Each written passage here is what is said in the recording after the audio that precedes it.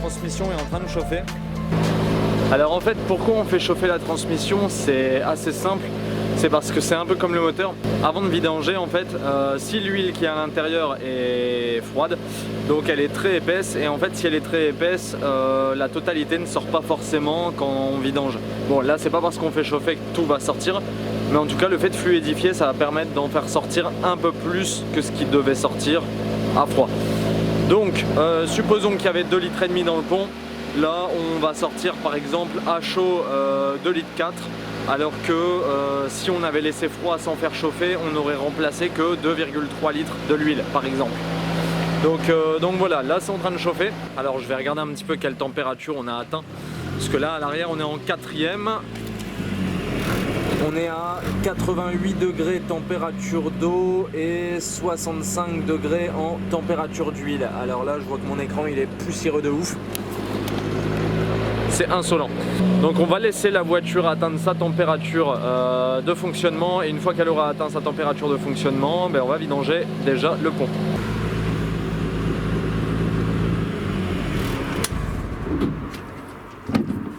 Hop, là on est bon.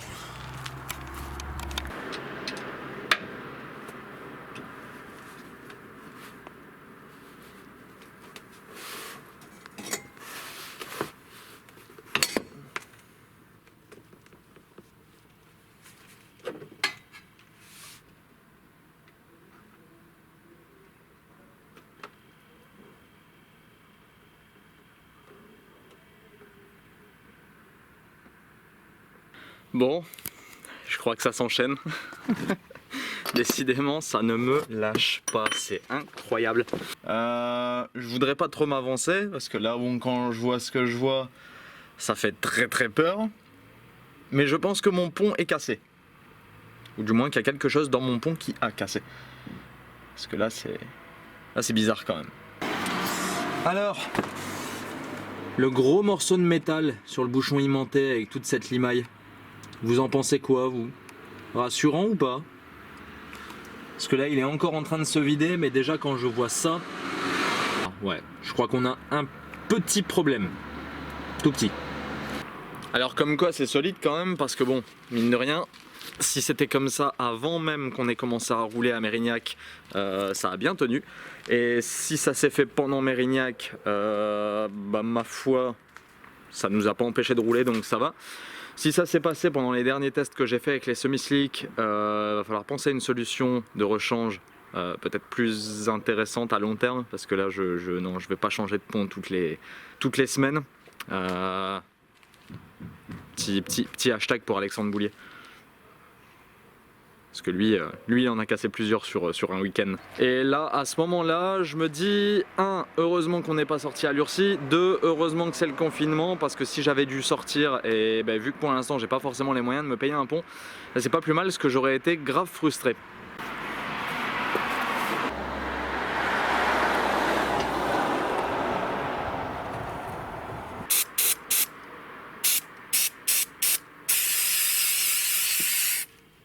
Alors, pour faire le petit bilan par rapport au pont, alors là donc par exemple ce qu'on peut voir là, donc là c'est tout de la limaille en fait, qu'on peut voir donc comme j'ai aspergé de nettoyant frein justement ce qu'il pouvait y avoir.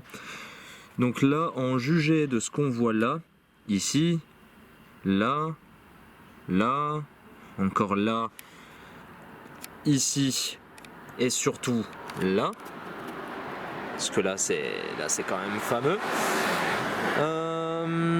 Je pense qu'une partie de la soudure a cassé. Donc ce qui expliquerait potentiellement pourquoi j'ai du jeu de gauche à droite quand on bouge les roues. Donc ça veut peut-être dire que la soudure du pont est cassée, mais à la fois qu'elle est encore assez solide et encore assez en place pour que les deux roues bloquent en même temps quand même. Le problème c'est que si ça casse à l'intérieur, ça risquerait potentiellement de casser mes cardans ou mes têtes de cardans. Donc à mon avis, je pense qu'on va essayer de mettre la main sur un nouveau pont, je pense. Ou alors au moins l'ouvrir pour vérifier ce que la soudure donne, et si la soudure est à refaire, possiblement la refaire. Donc ouais, heureusement que j'ai pas fait les tests de pneus finalement, parce que là sinon je pense que ça aurait pu être fatal. Concernant l'huile, elle est apparemment pas mal pailletée. Là je pense que ce qu'on peut voir là c'est aussi donc toute la limaille hein, qu'il peut y avoir en surface. Alors si ça veut bien focus, là on le voit bien, voilà. Tout ce qui est là. Alors donc si tout ça c'est bien de la limaille comme je le pense, donc quand on voit ce qu'il y a là et quand on voit ce qu'il y a là, je pense que peut-être que la meilleure option ça serait complètement de changer de pont. Je sais pas encore. Ça sera quelque chose qu'il va falloir voir en tout cas, ça c'est sûr. Maintenant on va lever la voiture à l'avant et on va attaquer la partie boîte.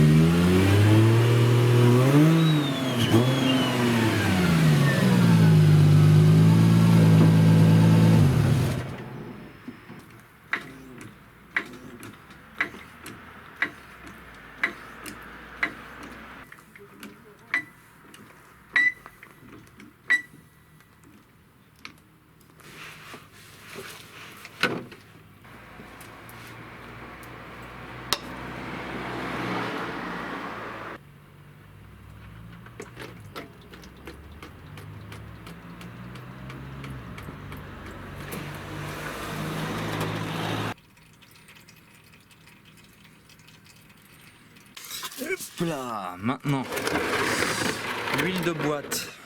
Ah bah ça ma foi, ça a l'air d'aller. Ouais. Ça a même l'air pas mal du tout. Alors là c'est assez bon signe parce que bon ça se voit peut-être pas super bien à la caméra. En soi la boîte n'a jamais été vidangée, c'est à dire que j'ai jamais fait le niveau, je l'ai jamais vidangée parce que tout simplement il y avait déjà de l'huile dedans et du coup on l'a laissé tel quel et on a roulé avec. Et ce qui est assez rassurant c'est que c'est une huile qui a possiblement beaucoup roulé je suppose, et malgré ça en fait elle a pas forcément de limaille, elle est pas encore trop dégradée. Et franchement elle a encore un bel aspect, alors elle est vraiment fluide pour de l'huile de boîte. Je sais pas si je vais mettre de la 75-90 ou de la 70-140 avec ce qu'on en fait. Mais en tout cas niveau aspect elle a l'air correcte. Donc comme ça à première vue normalement je dirais que comparé au pont la boîte ça va. Attends mais on va quand même pas tout casser, merde. Déjà franchement le pont c'est pas mal. J'espère que la boîte elle fera bien plus de chemin quand même. Donc là maintenant que c'est fait pour la boîte de vitesse, on va sortir ici la petite pompe à huile pour aller remettre de l'huile dedans. Et alors sur les boîtes BMW, je sais pas du tout les autres, c'est pour ça que je précise sur les boîtes BMW, enfin du moins la plupart celles que je connais, déjà celle de 330D c'est le cas. Ce qui est bien c'est que c'est un remplissage à débordement, donc c'est à dire qu'on met de l'huile jusqu'à ce que ça déborde. Et une fois que ça déborde, on laisse couler le surplus et une fois que la voiture est mise à plat au sol et que le surplus a fini de couler, on ferme le bouchon et on sait que le niveau est bon. Ça c'est quand même vachement pratique. Donc on va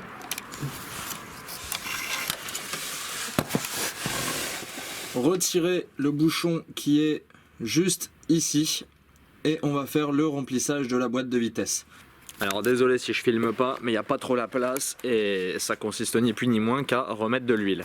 Donc voilà, l'huile pour la boîte de vitesse est en train de se vider pour le surplus. Là, on arrive à le voir, c'est en train de goûter encore un petit peu, là il y a le petit filet. Donc là pendant que c'est en train de se vider, donc là on a remis la voiture quasiment à plat. Une fois que ça aura fini ce goutte à goutte, je vais refermer le bouchon parce que du coup pour la boîte ce sera rempli.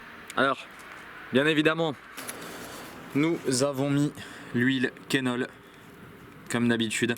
Alors justement, je voulais préciser un petit truc par rapport à ça, pour ceux qui se poseraient la question. Est-ce que l'huile peut être la cause de l'usure et de la casse du pont? Non, pas vraiment. En fait, on va dire qu'en fait, par rapport à comme on sollicite beaucoup la mécanique en drift, on peut surtout mettre ça sur le dos du grip et du nombre de clutches que je lui ai mis. Et aussi du nombre de coups d'embrayage et de freins à main qui ont été donnés, parce que ça abîme beaucoup la transmission. Donc ouais non, par rapport à la transmission on peut vraiment pas dire pour le coup que ce soit de la faute des huiles, mais alors pas du tout. On va dire que les huiles ça peut limiter la casse, maintenant ça peut pas l'éviter non plus parce que c'est pas magique, il n'y a pas d'huile magique. L'huile Kenol est très bonne mais il n'y a pas d'huile magique. D'ailleurs j'en profite, je veux pas forcer mais il y a toujours les 10% avec le code promo qui s'affiche juste là, voilà. Voilà, donc on a fermé le bouchon pour la boîte de vitesse. Alors là, ce qu'on a fait, c'est qu'on a bien nettoyé le petit bac de vidange que je me suis fait. Parce que là, comme on va regarder l'huile moteur, j'ai vraiment pas envie que ce soit mélangé avec de l'huile de la boîte ou du pont qui était plein de limaille. J'ai vraiment envie de voir si l'huile du moteur a quelque chose ou non. Dans quel cas ce serait très problématique, parce que là déjà le pont, ça va ajouter à la liste quelque chose à remplacer qui est quand même assez coûteux. Et en soi, en temps de confinement, avec les pertes de salaire, l'argent manque un peu. Donc j'espère que ça va bien se passer. On va vider l'huile du moteur et on va voir ce que ça donne.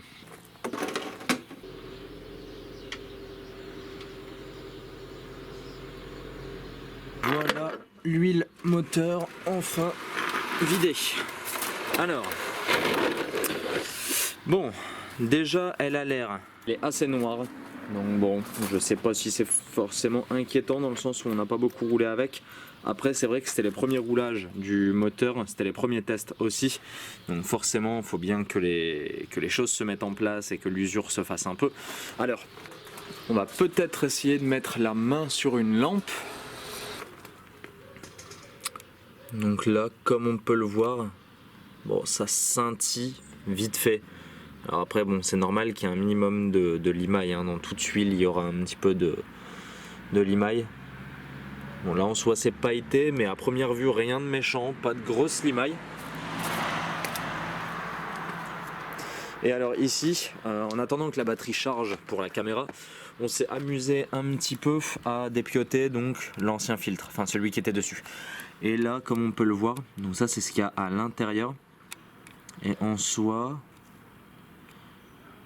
et quand on regarde, on n'a pas trop de gros morceaux de métaux ou quoi que ce soit. On n'a pas vraiment de grosses limailles, un petit peu parce que bon, forcément il y a un minimum de limaille et d'usure qui se fait à chaque fois que le moteur fonctionne. Mais en soi, là quand on regarde comme ça, il n'y a rien de trop inquiétant, rien de flagrant en tout cas. Alors j'espère qu'on peut en retenir du positif de ça, parce que pour le coup ça serait vraiment bien que le moteur continue de tourner correctement et qu'il n'y ait pas d'usure et pas de problème. Après normalement c'est un JZ, donc si j'ai pris un JZ c'est pour être tranquille normalement. Après Tchouf sera très bien placé pour dire que c'est pas pour autant qu'on est tranquille et qu'on peut rouler comme ça pendant 10 ans sans problème. Mais normalement ça maximise les chances d'éviter les soucis.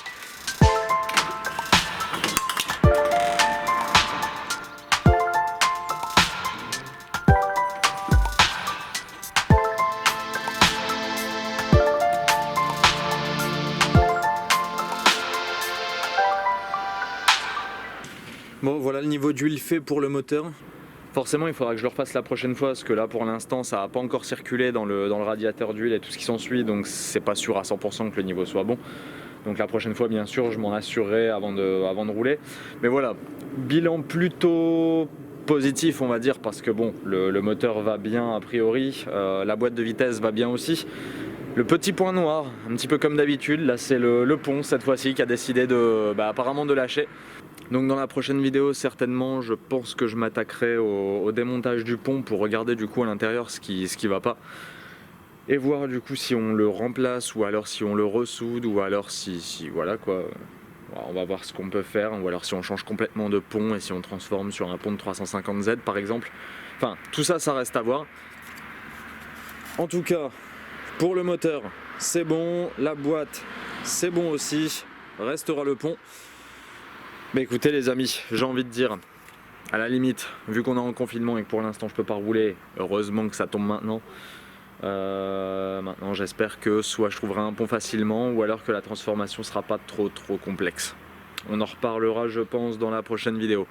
En tout cas les amis, je vous remercie d'avoir suivi. Merci comme d'habitude d'être aussi nombreux, ça me fait plaisir. Pour ceux pour qui c'est pas fait, abonnez-vous aussi avec le bouton qui est juste là. Et puis écoutez les amis, encore merci et je vous dis à la prochaine. Tchuss!